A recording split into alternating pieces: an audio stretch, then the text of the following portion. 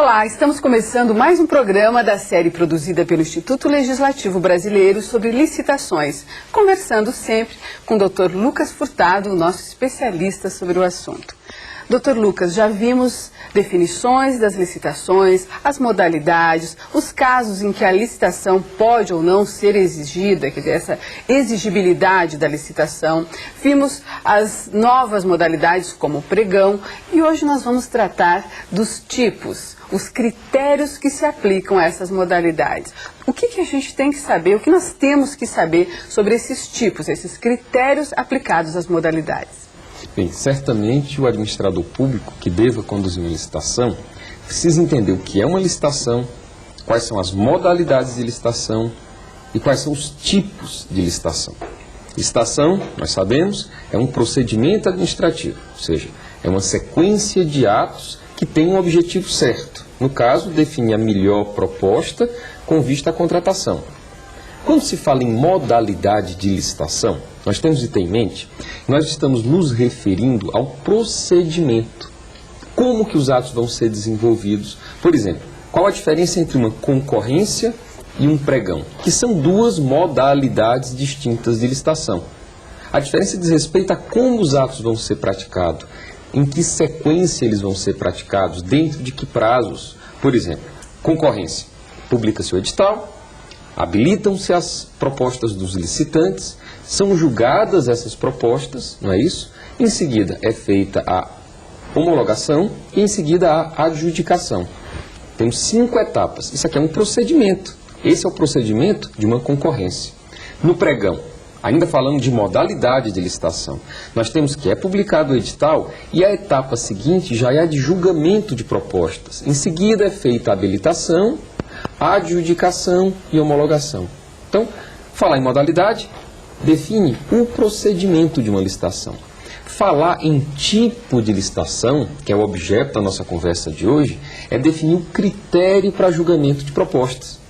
Para os tipos, há uma relação, digamos assim, legal, quer dizer, a lei prevê quais são os tipos fundamentais ou que critérios são fundamentais. Quer dizer, a gente pode elencar aí a partir da legislação quais são os tipos e se há algum prioritário? Antes de mais nada, nós temos de saber que a lei diz que sempre o julgamento tem de ser objetivo.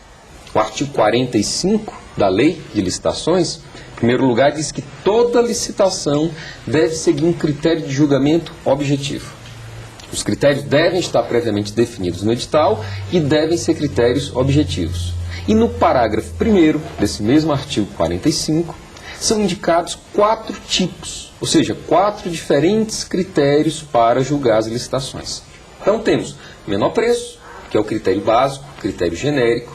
Temos técnica e preço, melhor técnica e maior lance e oferta. São os 4 tipos de licitação indicados pelo artigo 45, parágrafo 1º. E um aspecto muito importante que o administrador público deve saber, deve conhecer, é que ele não pode criar outros tipos. Ele não pode ir além dessas hipóteses indicadas pela Lei de Licitações. A lei diz, são essas as 4 hipóteses, estabelece uma como regra, indica situações especiais em que essas outras 3 poderão ser utilizadas e impede o administrador público de criar outro critério para julgar a proposta além desses 4. Maior lance ou oferta? Em que momento, em que modalidade se aplicam estes critérios? O maior lance e oferta é um tipo de licitação indicado pelo artigo 45, parágrafo 1º, inciso 4º. Qual a pequena distinção entre lance e oferta? O lance é verbal, no caso do leilão, é a proposta de quem dá mais. A oferta, no caso de uma concorrência, a proposta é apresentada em um envelope lacrado. Então a administração pública decide alienar um imóvel, convoca os interessados, publica um edital de uma concorrência e esses interessados em adquirir esse bem imóvel da administração pública, irão apresentar suas propostas em envelopes lacrados. Qual será a melhor proposta? Ou seja, qual o critério para escolher a melhor proposta? O critério ou o tipo da maior oferta. Então temos maior lance ou oferta, tipo a ser utilizado para alienação de bens ou para concessão de área pública. Maior lance ou oferta serão critérios, serão tipos de licitação sempre aplicados ao leilão e à concorrência? Essas modalidades têm obrigatoriamente que ter esse critério do maior lance ou oferta? O leilão sempre trabalha com maior lance e quando a concorrência se destinar à alienação de bens imóveis, irá sempre trabalhar com a maior oferta. Quando a administração pública decidir alienar bens, não é isso? Ou realizar concessões de direito real de uso. E você vê, aqui nós vamos interferir na definição do tipo e da modalidade.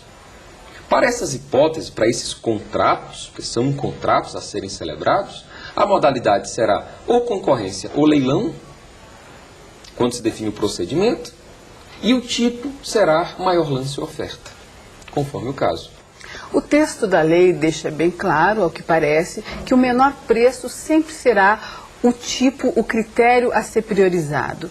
Mas quando o poder público tem que adquirir bens ou serviços que exijam aí algumas especificidades, como é que fica o preço? Como é que fica essa especificidade do produto ou serviço em relação a preço? O critério básico é do menor preço.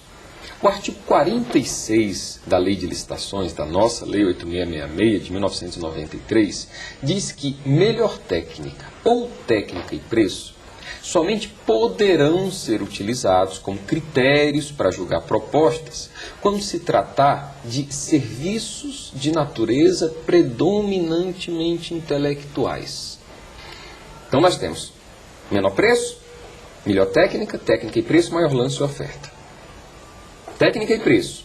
E melhor técnica, como regra, para serviços de natureza intelectual, ou predominantemente intelectual, como diz a lei. Técnica e preço, esse especificamente, é de utilização obrigatória para a contratação de bens e serviços de informática. Doutor Lucas, e o pregão? Como é que se aplicam esses critérios, esses tipos de que a gente está tratando, no pregão, que é essa modalidade mais nova da aquisição de bens e serviços do poder público? Pregão é uma modalidade nova que irá utilizar sempre e necessariamente o menor preço como critério para julgamento de propostas. A lei do pregão permite que alguns bens, que alguns serviços de informática possam ser contratados por meio dessa nova modalidade, que é o pregão. E a própria lei do pregão determina que, obrigatoriamente, sempre que for utilizado o pregão, o tipo a ser sempre adotado é o menor preço. Então vejam que situações interessantes e às vezes até difíceis, porque temos exceções, regras e exceções. O que eu tenho como regra? Contratação de bens e serviços de informática, tipo a ser adotado, técnica e preço. Se a modalidade for o pregão, o tipo passa a ser o menor preço. Obrigatoriamente, necessariamente, sempre, sem qualquer exceção. Agora, é sabido também que quando se abre uma licitação, há uma certa voracidade entre os fornecedores de baixarem os preços até meio que sem critério. Assim, baixar preço, porque o menor preço é a prioridade. Agora, em que momento e qual é o critério, digamos, que se estabelece, que o poder público vai estabelecer para equilibrar preço e qualidade de produto e serviço? Porque temos aí um certo risco nisso, não é? Antes mesmo de falar de qualidade, falando da questão do preço manifestamente inexequível, devemos apresentar uma situação comum, corriqueira. Uma pessoa, um particular, decide contratar a construção de sua casa. Ele colhe 4 propostas. Ele particular, não estou falando de uma licitação. Uma proposta para construir a sua casa por 50. Outra por 200, 210, 230. Ele diz, eu tenho uma proposta de 50 e a segunda menor de 200. Ele vai desconfiar. É até possível que ele queira contratar por 50. Mas é provável que essa casa não seja construída, porque vai parar no meio do caminho. Ou seja, o critério básico é o menor preço. Deve a administração pública, sim, procurar pagar menos e contratar o melhor produto, o melhor serviço possível. Mas, cuidado, se o preço for realmente inexequível, é dever da comissão de licitação, por meio de decisão devidamente motivada, com fundamento no artigo 48, parágrafo 2º. 48, parágrafo 2º, diz que devem ser desclassificadas as propostas que contenham preços exorbitantes ou manifestamente inexequíveis. Cuidado! Bom, então é possível nós concluirmos que o edital é o fiel dessa balança. Ele vai ser a grande garantia quando se tratar de qualidade de produto ou serviço? Com certeza. O edital deve indicar todos os critérios de julgamento. Qual o próprio tipo, se é menor preço, se é melhor técnica. Se for critério de técnica, quais são os critérios de técnica. Se vai exigir a apresentação de amostra.